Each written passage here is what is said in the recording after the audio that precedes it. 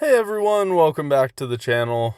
I'm just checking in with another weekly recap video for you all. We're kind of in week 3 of the off season, so starting to get deep in the weeds here. This was the first week back with the students in school, so I definitely was feeling some fatigue build up between the volume, the weight starting to ramp up as well, and just getting back to school and my work schedule in general. I probably, on average, sleep about an hour less per night than I do throughout the summer. So all of those things play a factor. I have adjusted my eating schedule and my diet plans to maintain rather than continuing on a deficit to try and make up for that. But overall, day one here felt pretty good. Just bumped it up another 10 kilograms. This was supposed to be RPE 7 work for the safety squat bar and RDLs. So I was up to 515 pounds for the safety squat bar, and we're finally back to 4 plates on the RDLs. Now, of course, the RPE on these RDLs here is certainly below 7, but just feeling how I am with the frequency in deadlifting, I think it's smart just to take it slow and not try and rush things with those sets just for the sake of making them harder. I certainly feel like I'm still getting the work in that I need, especially with the higher volumes. Now, day 2 is my first bench day of the week.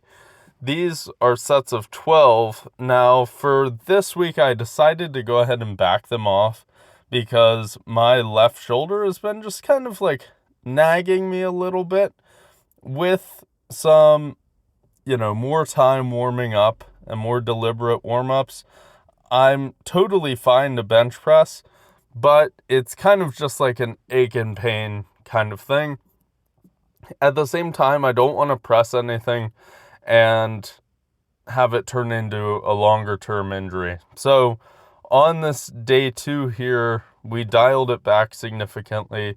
I hit 275 for the 4x12 and then dialed it all the way back to 185 for the 4 sets of 10 on incline press.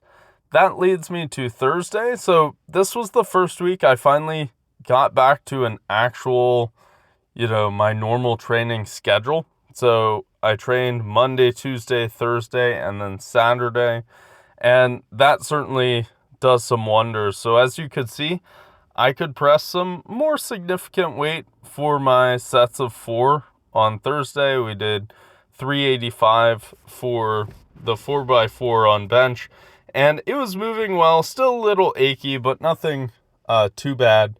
Now, I will say the hex bar kind of mysteriously disappeared, and I could not find it in the gym anywhere. So either it broke or, maybe it was somewhere that I just couldn't find. I asked Bill what I could substitute for my hex bar deadlifts, and he said to go ahead and do some leg presses. So I really focused on getting that deep stretch at the bottom. We only went up to 5 plates.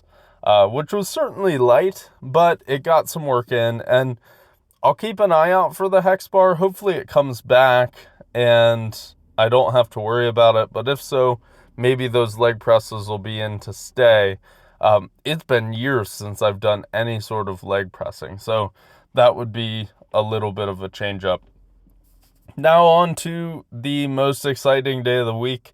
We've got our heavy SBD day. And what that entailed was a 4x3. So bumped it up. Last week I hit 585 for 4 sets of 5.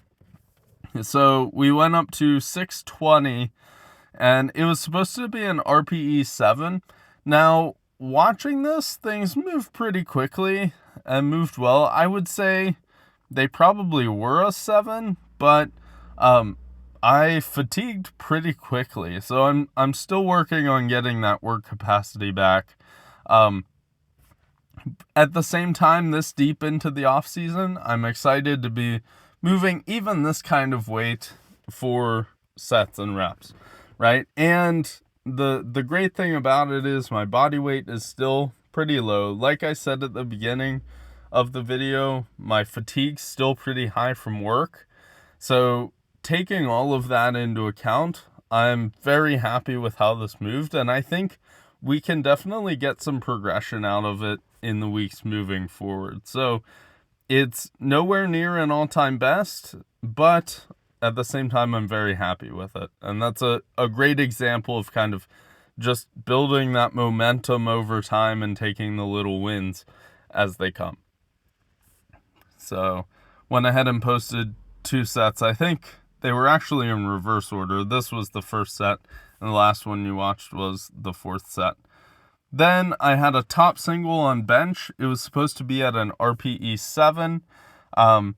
This is 385, which ended up being my last warm-up for that single. Like I said, shoulder's still kind of achy. I think it's probably just like a tendon, or it feels like bursitis, honestly, in my shoulder, maybe from all the reps.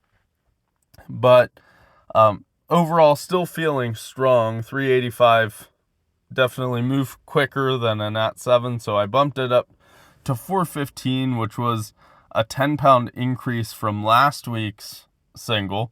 And really, that's kind of the progression that in my mind I expect things to take. So we did 395 the week before, 405 this past week, and then 415 this week. Still hoping to hit that RPE 7 range. And watching this back, I think it is a solid RPE 7. Little bit of just benching is uncomfortable right now, I'll put it that way.